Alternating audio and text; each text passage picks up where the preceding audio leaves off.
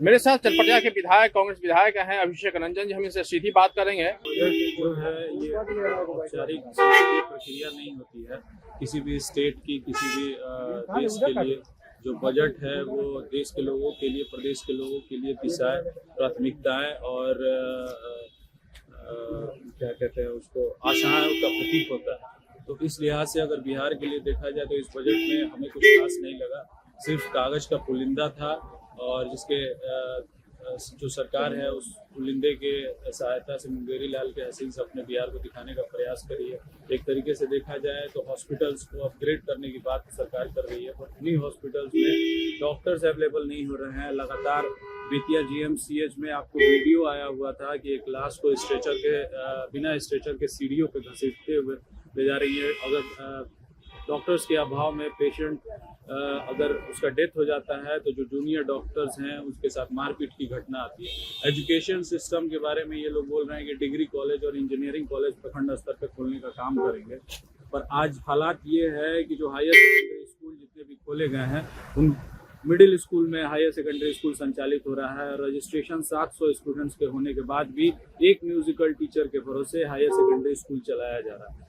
तो संसाधनों का अभाव है और सरकार जो है उनका एक चीज मैं बोलना चाहूँगा कि सरकार ये बोल रही है कि 94 लाख SC ST सूक्ष्म उद्यमी की बात कर रही है, और बिहार में जो MSMEs के जो हालात है वो बद से बदतर होते जा रहे हैं। उसके बारे में इस बजट में कोई ठोस बात नहीं की गई है। बिहार को डेवलप स्टेट बनाने की ये लोग बात कर रहे हैं, पर बंद पड़ी जो चीनी मिलें हैं, बंद पड़ी जो फैक्ट्रीज हैं, जो सेल प्लांट है, उसके बारे में बजट में कहीं कोई जिक्र नहीं किया गया। सीनियर सिटीजन के लिए ईज ऑफ लिविंग का वित्त मंत्री बात कर रहे थे, पर जो हॉस्पिटल है, जब हॉस्पिटल में इलाज नहीं हो पा रहा है तो घर पे जो सीनियर सिटीजन का है वो इलाज कराने की बात कर रहे हैं। तो ये सिर्फ कागज का पुलिंदा हमें देखने को मिला है, जिसके सहायता से सरकार मुंगेरी लाल के हसीन सपने दिखा रही है। एक सवाल लगातार ये सवाल चर्चा में रही थी और हम अमर उजाला ने भी बहुत प्रमुखता से इस बात को लगातार रिपीट करता रहा। आपके यहाँ विधायक दल का नेता चुनाव तक क्यों नहीं हो पा रहा, क्या वजह है?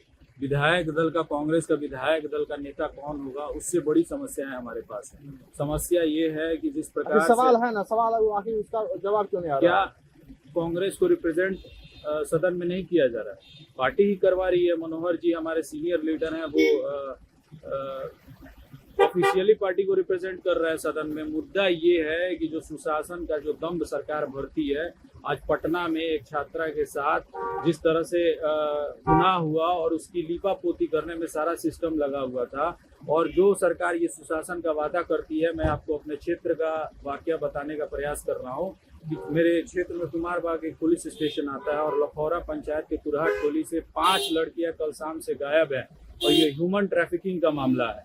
और सरकार इस पर कुछ करने की स्थिति में नहीं है, प्रशासन इस पर कुछ करने की स्थिति में नहीं है, और सरकार बोल रही है कि बिहार में सुशासन कर रहा है। देखिए, कुल मिलाकर कहें तो हालांकि अभिषेक रंजन जी ने कहा लगातार सरकार पर यह लगातार यह कहते रहे कि जो आज बजट पेश किया गया वह संतोषजनक नहीं है। सरकार ने जो बजट पेश किया है उससे जो विपक्ष है वह संतुष्ट नहीं है। लेकिन साथ ही हमने जब यह पूछा कि आखिर आपके यहाँ एक सवाल लगातार इस बात की चर्चा हो रही है, और अमर उजाला लगातार इस सवाल को उठाते रहा है कि आखिर विधायक दल का नेता कौन होगा। इस पर अभिषेक रंजन जी ने कहा कि अभी इस पे क्या कुछ बात हो सकती है, हमारे जो सीनियर जो नेता हैं उनके नेतृत्व में हम लोग काम कर रहे हैं और काम करते रहेंगे। हालांकि उस सवाल का जवाब नहीं मिल पाया, लेकिन विपक्ष कांग्रेस यह कहती जरूर रही कि जो बजट पेश किया गया है उससे संतुष्टि नहीं है। पटना से अमर उजाला के लिए कृष्ण। आपके राज्य की खबरें, आपके शहर की खबरें सबसे पहले जानने के लिए देखते रहें अमर उजाला। चैनल को सब्सक्राइब जरूर कर लें और पाएं हर अपडेट।